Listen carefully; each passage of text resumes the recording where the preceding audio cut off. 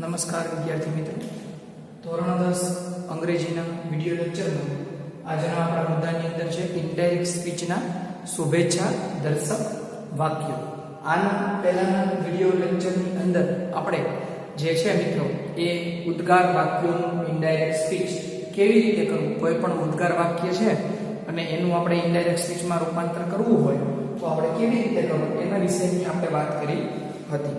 આજના આપણા વિડિયો લેક્ચરની અંદર છે વાત કરવાની છે જે છે શુભેચ્છા દર્શક વાક્યોનું ઇનડાયરેક્ટ, જેને અંગ્રેજીમાં આપણે ઓપ્ટેટિવ સેન્ટેન્સીસ કહીએ છીએ. શુભેચ્છા દર્શક વાક્યો એનું ઇનડાયરેક્ટ, એને અંગ્રેજીમાં આપણે ઓપ્ટેટિવ સેન્ટેન્સીસનું ઇનડાયરેક્ટ એવું કહી શકીએ. તો આજનું ટાઇટલ છે આપણું શુભેચ્છા દર્શક વાક્યોનું ઇનડાયરેક્ટ. શુભેચ્છા દર્શક વાક્યોનું, શુભેચ્છા દર્શક વાક્યોનું ઇનડાયરેક્ટ. શુભેચ્છા દર્શક વાક્યોનું ઇનડાયરેક્ટ. તો સૌથી પહેલા તો શુભેચ્છા દર્શક વાક્યો કોને કહેવાય? તો કે શુભેચ્છા દર્શક વાક્યો એ શુભેચ્છા કે અભિનંદન વ્યક્ત કરતા હોય છે. શુભેચ્છા દર્શક વાક્યો, શુભેચ્છા દર્શક વાક્યો અભિનંદન કે શુભેચ્છા, અભિનંદન કે શુભેચ્છા વ્યક્ત કરે છે. અહીંયા મેં સાદી અને સરળ ભાષામાં લખ્યું છે કે ભાઈ શુભેચ્છા દર્શક વાક્યો નું ઇનડાયરેક્ટ. તો એની અંદર શુભેચ્છા દર્શક વાક્યો એ તો અભિનંદન કે શુભેચ્છા વ્યક્ત કરતા હોય એવા વાક્યોને આપણે શુભેચ્છા દર્શક વાક્યો કહી શકીએ. બરોબર. ત્યાર પછી જે છે એ કેટલીક વખત આ પ્રકારના વાક્યોમાં આશ્વાસન અને દિલાસો પણ આપવામાં આવે છે. શુભેચ્છા દર્શક વાક્યોમાં કેટલીક વાર એ આશ્વાસન કે દિલાસો પણ આપવામાં આવે છે. આ વાતે શુભેચ્છા અભિનંદનનો ભાવ દર્શાવવા માટે વાક્યોનું રિપોર્ટિંગ વર્ગ એ આપણે વિશદ કરીએ છીએ અને આશ્વાસન કે દિલાસાનો ભાવ દર્શાવવા માટે આપણે પ્રેરિત એવું લખીએ છીએ. તો એક બીજી નોંધ પણ લખીએ કે કેટલીક વખત આ પ્રકારના વાક્યોમાં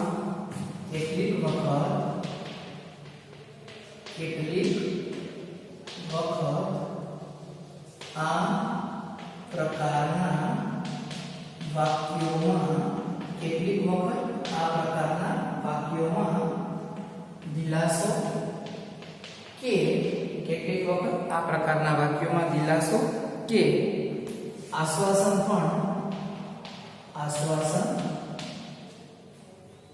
પણ કેટલીક વખત આ પ્રકારના વાક્યમાં દિલાસો કે આશ્વાસન પણ આપવામાં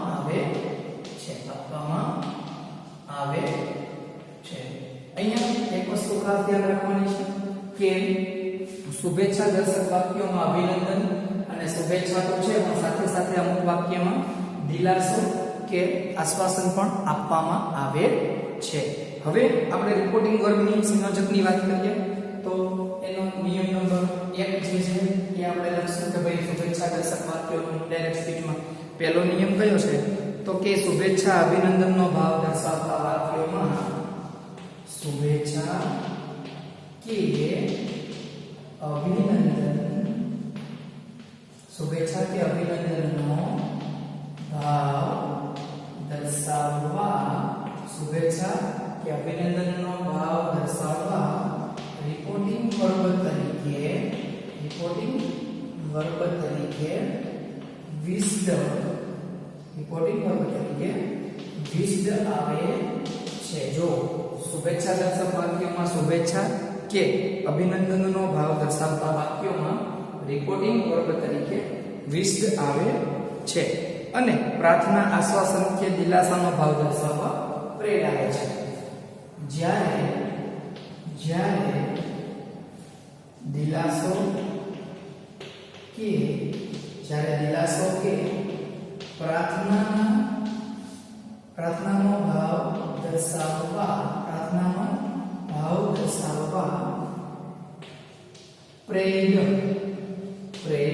રિપોર્ટિંગ વર્બ આવે છે. વર્ગનો નિયમ લખેલો છે. એમાં શું કહેવામાં આવે છે તો કે શુભેચ્છા કે અભિનંદનનો ભાવ દર્શાવવા રિપોર્ટિંગ વર્ગ તરીકે વિશ્ડ આવે છે. જ્યારે દિલાસો કે પ્રાર્થનાનો ભાવ દર્શાવવા રિપોર્ટિંગ વર્ગ તરીકે પ્રેડ આવે છે. અહીંયા આપણે એટલું યાદ રાખવાનું કે શુભેચ્છા દર્શક વાક્યોમાં જે છે એ રિપોર્ટિંગ વર્ગ એ વિશ્ડ અને પ્રેડ એવું આવે છે. નિયમ નંબર 2 શુભેચ્છા દર્શક વાક્યોમાં સંયોજક તરીકે ધેટ આવે છે. નિયમ નંબર 2 શુભેચ્છા સંયોજક તરીકે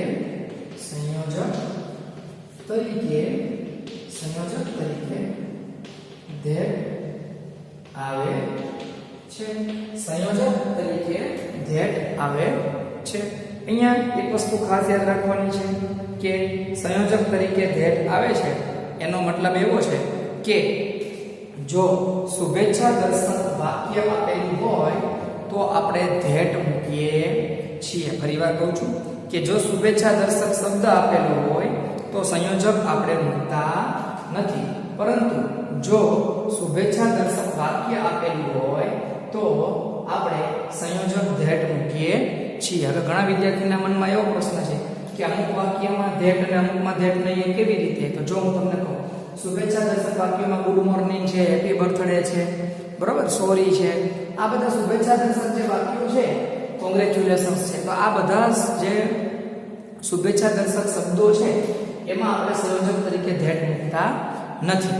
પરંતુ જ્યારે શુભેચ્છા દર્શક વાક્ય હોય, એટલે કે વાક્ય એટલે કે કર્તા હોય, ક્રિયાપદ હોય, કર્મ હોય, આ રીતે જ્યારે શુભેચ્છા દર્શક વાક્ય હોય ત્યારે આપણે એને સંયોજક તરીકે એ વાક્યમાં આપણે ધેટ મૂકીએ છીએ. તો જે છે એ ખાસ યાદ રાખવાનું છે. તો બાકીના નિયમો જે છે એ સર્વનામનો ફેરફાર, કાળનો ફેરફાર, એ બધું વાક્યના નિયમોમાં લાગુ પડે છે.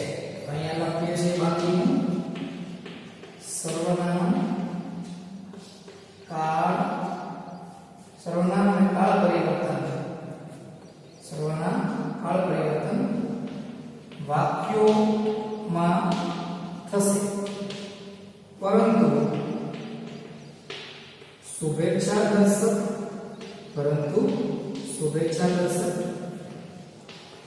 શબ્દોમાં નહીં. અહીંયા મેં નોંધ લખી છે જે તમને એકદમ ટૂંકું અને ટચ સમજાવે છે કે સર્વનામનો ફેરફાર, કાળ પરિવર્તનનો ફેરફાર એ વાક્યોમાં થશે, એટલે શુભેચ્છા દર્શક વાક્યોમાં એનો ફેરફાર થશે, પરંતુ શુભેચ્છા દર્શક શબ્દોમાં નહીં. તો હવે વાક્ય કોને કહેવાય અને શબ્દ કોને કહેવાય એના એક ઉદાહરણ આપણે અહીંયા લખીએ છીએ. એના એક ઉદાહરણ આપણે વાક્યના અને શબ્દોના આપણે લખીએ છીએ. તો સૌથી પહેલા જે પહેલું વાક્ય છે એની વાત કરીએ આપણે કે our teacher said to the students. Our teacher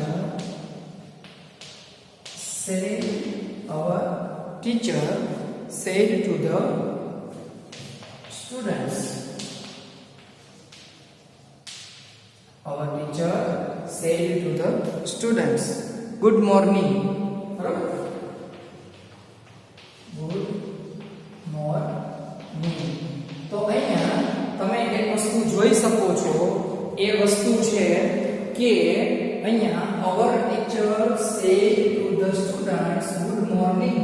તો અહીંયા જે ડબલ કોમાની અંદર જે વસ્તુ આપેલી છે, ડબલ કોમાની અંદર એ શબ્દ છે, શુભેચ્છા દર્શક શબ્દ છે, શુભેચ્છાનો શબ્દ છે, ગુડ મોર્નિંગ. વાક્ય નથી. જો વાક્ય હોય તો કર્તા, ક્રિયાપદ, કર્મ વગેરે એનો ઉલ્લેખ થાય. તો એનો મતલબ એમ કે અહીંયા શુભેચ્છા દર્શક શબ્દ છે ગુડ મોર્નિંગ. તો હવે આનું જ્યારે આપણે ઇનડાયરેક્ટ સ્પીચ કરીએ ત્યારે આપણે સંયોજક ધેટ મૂકતા નથી. જેમ કે our teacher said to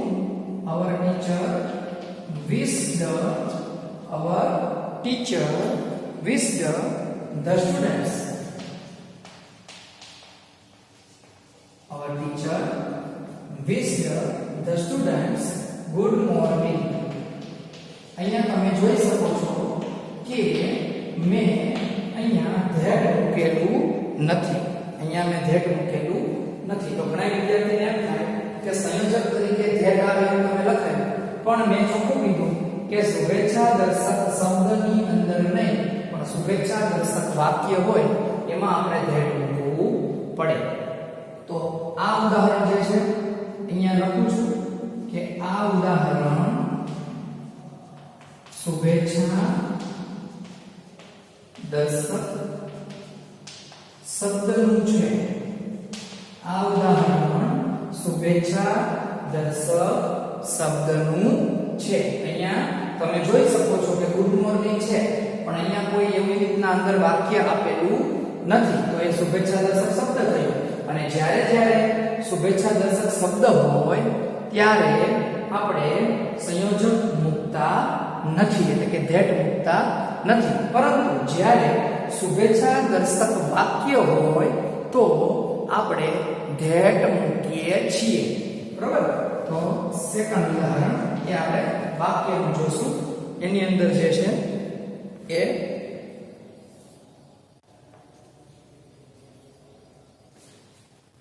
એની એક ઉદાહરણ જોઈ લઈએ.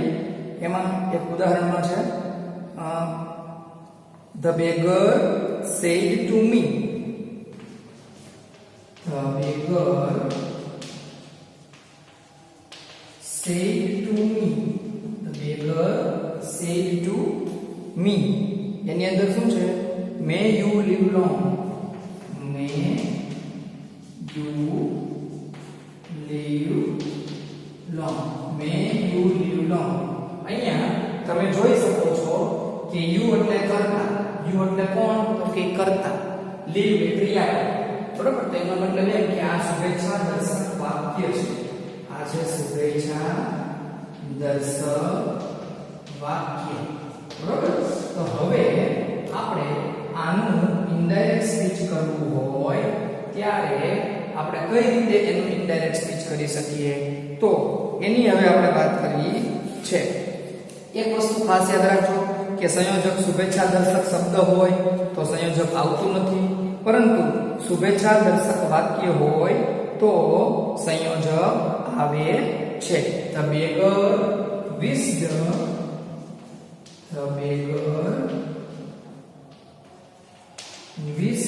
me. જો ખાસ ધ્યાન આપજો. The beggar wished me that જો ભિખારીએ મને કહ્યું કે તું મેં લીધું તું જાજુ જીવ. બરોબર? ભિખારીએ મને કહ્યું કે તમે જાજુ જીવ. તું એટલે મે અહીંયા આપણને પોતાને, તો એનું સર્વનામ છે I. That I મેનું શું થઈ જાય? My. મેનું શું થઈ જાય? My. You નું I, menu my, live long નું live long. તો અહીંયા તમે એક વસ્તુ જે છે એ જોઈ શકો છો કે વાક્ય કેવું બન્યું? તો કે the beggar wished me that I might live long. તો આ ઉદાહરણ શુભેચ્છા દર્શક, આ ઉદાહરણ શુભેચ્છા દર્શક વાક્યનું છે. આ ઉદાહરણ શુભેચ્છા દર્શક વાક્યનું છે. એટલા માટે અહીંયા ધેટ સંયોજક આવે છે. પરિવાર સંયોજક તરીકે ધેટ આવે. અહીંયા લખ્યું છે કે ધેટ. તો એક વસ્તુ ખાસ યાદ રાખવાની કે બધે ધેટ આવતું નથી, પરંતુ જ્યાં વાક્ય હોય ડબલ ઇન્વર્ટેડ કોમામાં, એટલે કે ડબલ ઇન્વર્ટેડ કોમામાં જ્યારે આખું વાક્ય આપેલું હોય, વાક્ય એટલે કર્તા, ક્રિયાપદ, કર્મ આખું વાક્ય આપેલું હોય ત્યારે આપણે સંયોજક તરીકે ધેટ મૂકીએ છીએ. પરંતુ જ્યારે ડબલ ઇન્વર્ટેડ કોમાની અંદર માત્ર એક શબ્દ આપેલો હોય તો આપણે સંયોજક ધેટ મૂકતા નથી. ફરીવાર જ્યારે આપણે શુભેચ્છા દર્શક જે છે શબ્દ હોય ત્યારે આપણે સંયોજક ધેટ મૂકતા નથી, પરંતુ જ્યારે શુભેચ્છા દર્શક વાક્ય હોય ત્યારે આપણે ધેટ મૂકીએ છીએ. અહીંયા જો the beggar wished me that you નું આઈ, કારણ કે સાંભળનાર આપણે પોતે છીએ એટલે યુ નું આઈ થયું, મેનું માઇટ થયું, લીવડમ નું લીવડમ. તો આ શુભેચ્છા દર્શક વાક્યો, શુભેચ્છા દર્શક શબ્દો હવે તમને સમજાયા કે આપણે કઈ વસ્તુને આપણે શુભેચ્છા દર્શક વાક્ય કહી શકીએ અને કઈ વસ્તુને આપણે શુભેચ્છા દર્શક શબ્દ કહી શકીએ. તો જે છે એ શુભેચ્છા દર્શક વાક્યોમાં આ રીતે આપણે એની નોંધ લખી શકીએ. જોઈએ પછીનું ઉદાહરણ, બે ઉદાહરણ જોયા. ત્રીજું ઉદાહરણ,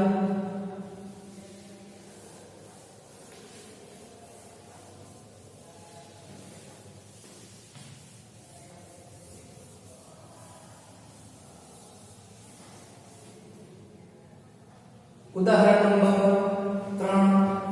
ઉદાહરણ નંબર 3. તો ઉદાહરણ નંબર 3 માં આપણે જે છે એ એક વાત કરીએ કે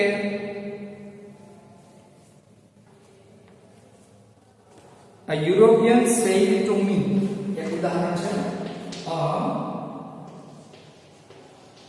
European said to me, a European said to me, thank you, thank you. તો અહીંયા તમે જોઈ શકો છો કે thank you એ માત્ર એક શબ્દ છે, વાક્ય નથી. thank you એ માત્ર શબ્દ છે, વાક્ય છે નહીં. તો એનું વાક્ય આપણે ઇનડાયરેક્ટ બનાવવું હોય તો યુરોપિયન wisdom me અથવા તો thanked me, wisdom me અથવા તો thanked me, બરોબર. અને ધ્યેય આવશે એટલા માટે કે આ ઉદ્ગાર દર્શાવ શુભેચ્છા દર્શક શબ્દ છે. મી thanked, જો a European wisdom me thanked, બરોબર. અથવા તો European thanked me very much, એટલું જ તમે લખી શકો, બરોબર. એ રીતે બને છે European wisdom me thanked અથવા તો European thanked me very much, બરોબર. તો બે રીતે વાક્ય જે છે એ બને છે. તો એનું એક ઉદાહરણ છે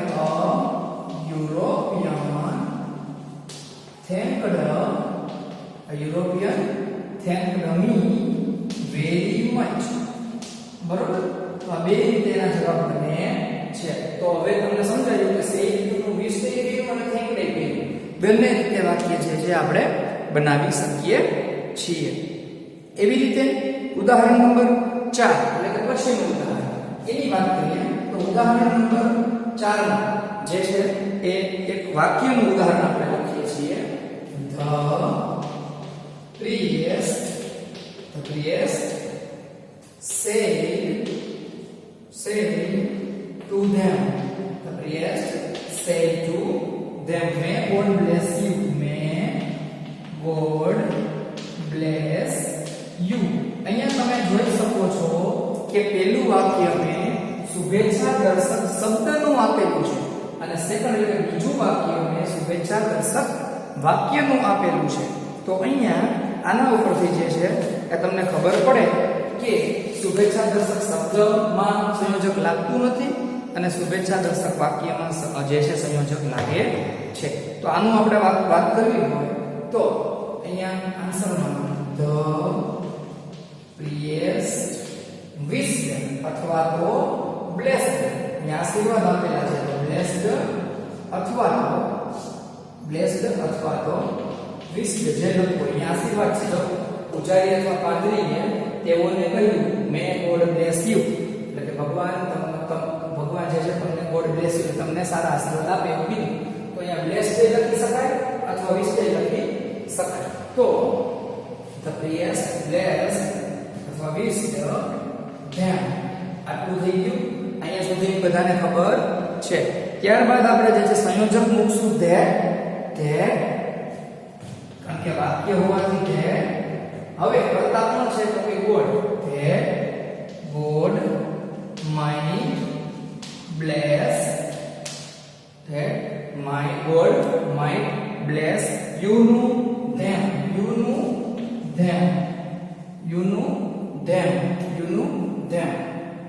તો અહીંયા એક વસ્તુ ખાસ યાદ રાખજો કે the priest bless અથવા વિશ બેમાંથી ગમે રિપોર્ટિંગ વર્બ લખી શકાય. them, that God might bless them, મૂળ અને જે છે એ યુ એટલે કે તમે જેમ આપેલું છે જેમનું જે રૂપ છે એ અંતમાં અને પાંચમું વાક્ય જે છે એ પણ આપણે સાથે સાથે જોઈ લઈએ તો પાંચમા વાક્યમાં જે કહેવામાં આવ્યું છે એની વાત કરીએ તો એમાં આપણે જોઈ શકીએ કે પાંચમું વાક્યમાં એક શબ્દનું ઉદાહરણ આપણે લઈ લઈએ કે શબ્દ કેવી રીતે આપણે લખી શકીએ કેવી રીતેનું વાક્ય બનાવીએ જે આપેલું છે સંયોજક છે કારણ કે વાક્ય હોવાના કારણે બરોબર તો ત્યારબાદ જે છે એ દર્શન સે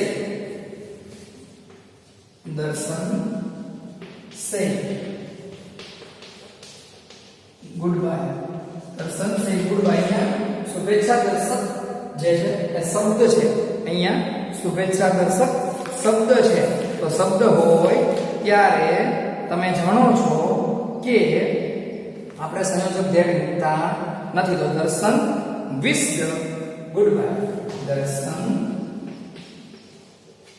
દર્શન શૈલીનું શું કહ્યું વિશ્ડ દર્શન વિશ્ડ ગુડ બાય તો અહીંયા તમે એક વસ્તુ જોઈ શકો છો કે Darshan says goodbye my dear friends તો એમ હોય માનો એમ હોય કે my dear friend goodbye my dear friend આવું છે તો આપણે વાક્ય આ રીતે બનાવવાનું Darshan says goodbye my dear friend તો દર્શન વિશ્ડ અહીંયા લખવાનું દર્શન વિશ્ડ પછી શું લખવાનું તો કે his friend good વિશ્ડ his friend પછી ગુડ બાય તો તમે એક વસ્તુ જોઈ કે ખાલી ગુડ બાય શબ્દ શુભેચ્છા દર્શક શબ્દ છે તો તમે ધ્યેય આમાં લખવાનું થતું નથી જો દર્શન વિશ્ડ ગુડ બાય લખો તો પણ ચાલે અને અંતમાં જો માય ડિયર ફ્રેન્ડ હોય તો આપણે લખો દર્શન વિશ્ડ હિઝ ફ્રેન્ડ ગુડ બાય તો આજના વિડિયો લેક્ચરમાં આપણે માત્ર ને માત્ર શુભેચ્છા દર્શક વાક્યોનું ઇનડાયરેક્ટ સ્પીચ કરતા શીખેલા છીએ શુભેચ્છા દર્શક વાક્યોનું ઇનડાયરેક્ટ સ્પીચ કરતા શીખેલા છીએ તો હવે નેક્સ્ટ પછીના વિડિયો લેક્ચરમાં આપણે જે છે કે હજી એક આવો બીજો પ્રકાર જે કંઈ બાકી હશે એ આપણે જોશું આ બધું તમે પાકી બુકમાં લખજો